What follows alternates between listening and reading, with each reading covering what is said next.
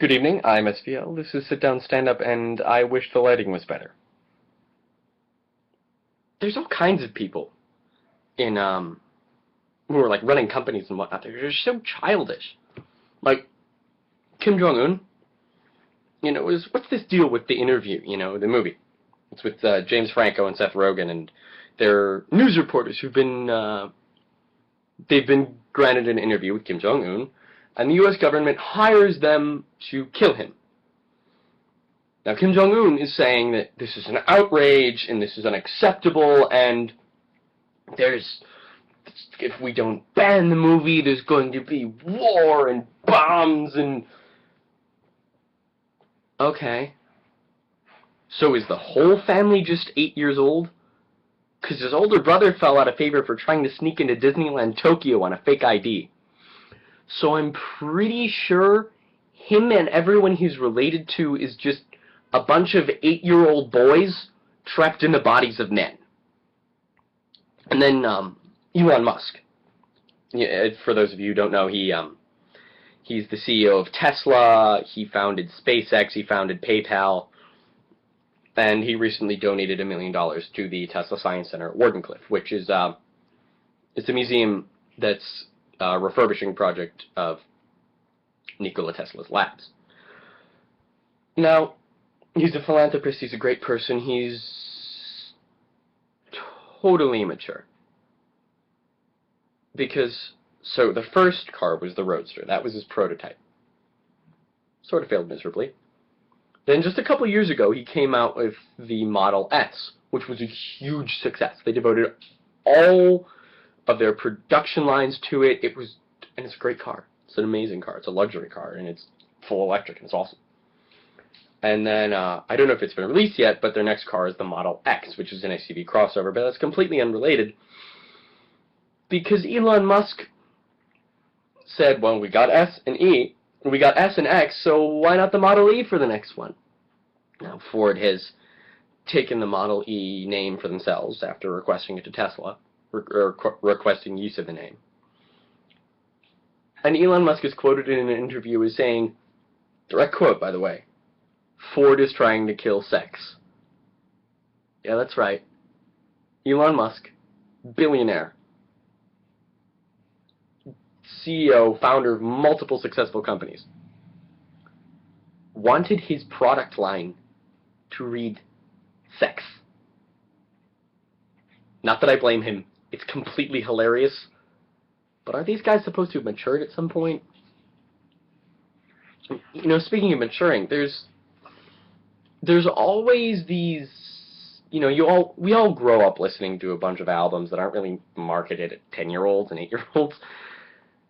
And then you get to be like a teenager, and you listen to those albums or songs again, and you go, oh my god, that's so dirty.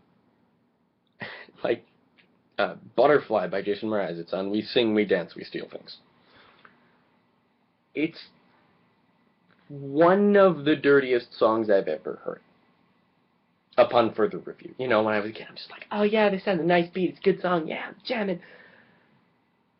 I recently realized that it's all about sex, and butterfly is a euphemism for vagina.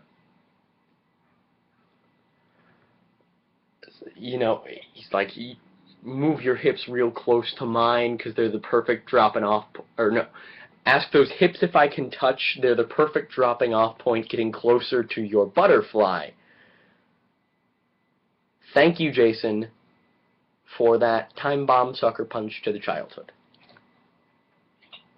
And then,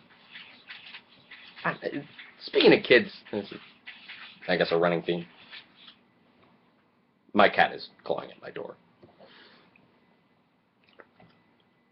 Famous people's kids. I don't know why we put so much emphasis on famous people's kids.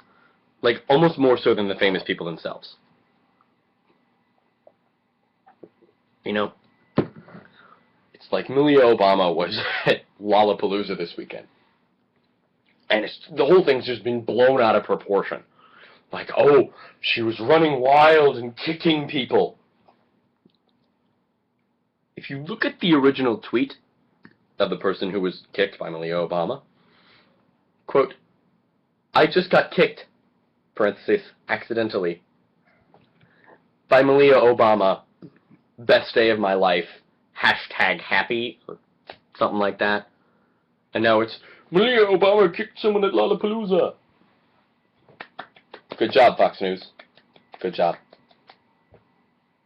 And then, I mean, I was talking to a friend of mine, and I was like, hey, did you hear that? I was at Lala as well, and I was like, hey, did you hear that Malia Obama's here? And she's like, I don't give a shit.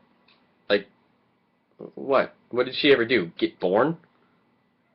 And she said that, and it's one of the truest things I've ever heard. Because really, famous people's kids, the only reason they're famous is for existing. Congratulations, you're alive. Yay? By that logic, everyone's famous. Like, oh, I should be all over the world. I've been living my life very well. And, I mean, I understand. They're in the public eye because their parents are famous. But it seems that we just put entirely too much emphasis on a celebrity's kid.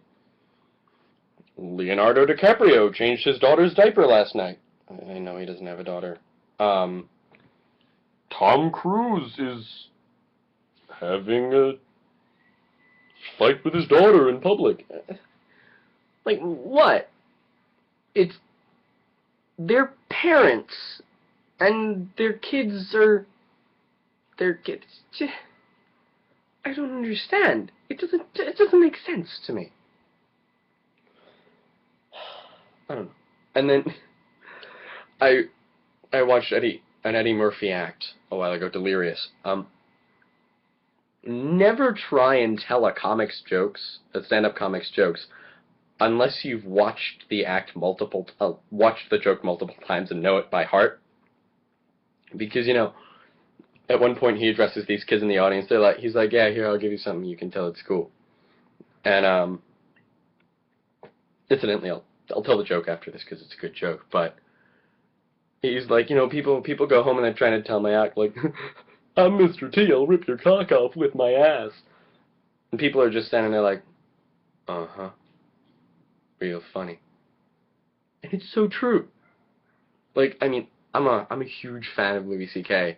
I'm a huge fan of, like, comics and, like, you know, web comics and stand-up comics and all kinds of stuff. And, you know, you're telling someone about it, and they're just sort of looking at you like,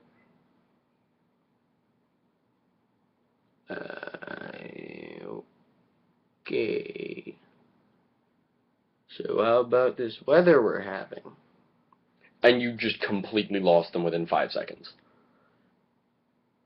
And I don't know why. Maybe the comics do it better, maybe the joke loses something. But there's always something lost in translation. I mean, there's a whole art to being a good joke teller. You know, it's like